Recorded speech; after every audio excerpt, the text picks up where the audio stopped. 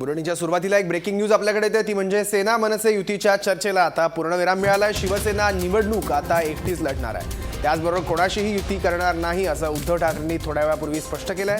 युतीसाठी मनसेकडून अद्याप प्रस्ताव आलेला नाही अशी माहिती शिवसेना पक्षप्रमुख उद्धव ठाकरे यांनी दिली आहे।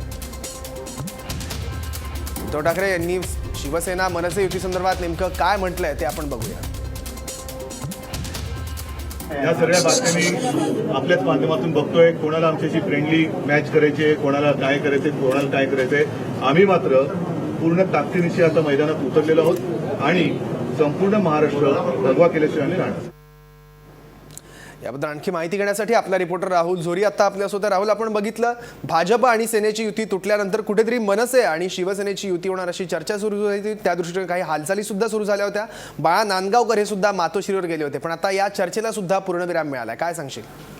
सौरभ, खरं तर ज्या दिवशी पक्षप्रमुख उद्धव ठाकरे यांनी एकटं लढण्याची घोषणा केली त्यानंतर लगेचच मनसेसोबत युती होणार की काय अशा एका चर्चांना राजकीय वर्तुळात चांगलंच उधाण आलं होतं।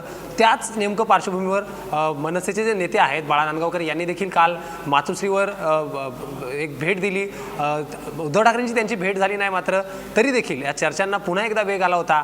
आज सकाळपासून देखील यामध्ये काय पुढं होतंय, खरंच मनसे आणि शिवसेना या सगळ्या चर्चांवर काही उत्तर मिळतंय का हे पाहणं महत्त्वाचं होतं। मात्र लगेचच या सगळ्या चर्चा थांबवत आता उद्धव ठाकरे यांनी स्पष्ट केलंय की शिवसेना एकट्यानंच या निवडणुका लढणार आहेत।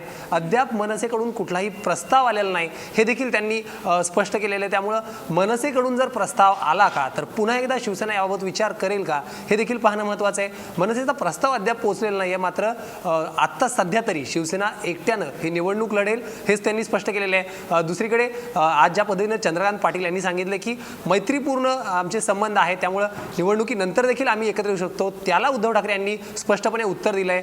कुठलीही मैत्रीपूर्ण लढत होणार नाही। आता जे आहे ते निवडणुकांसमोर जनतेसमोर सामोरं जाईल। त्यामुळं पुढची कुठलीही शक्यता, ज्या पद्धतीने एकत्र येण्याची शक्यता असेल, ही पुढची कुठलीही शक्यता याला काही अर्थ नाही आहे जर तरच्या गोष्टींवर विश्वास नाही। त्यामुळं आता ज्या निवडणुका होतील निकालानंतरच याबद्दल स्पष्ट बोलता येईल असं देखील उद्धव ठाकरे यांनी सांगितलंय। किती खरं, मनसेकडून सध्या तरी कुठलाही प्रस्ताव आला नाही अशी माहिती सुद्धा उद्धव ठाकरे यांनी दिली आहे, पण असा कुठला प्रस्ताव मनसेकडून शिवसेनेकडे जातो का हे सुद्धा बघावं लागेल आणि त्यानंतर शिवसेनेच्या भूमिकेत काही बदल होतो का हे सुद्धा पाहावं लागेल।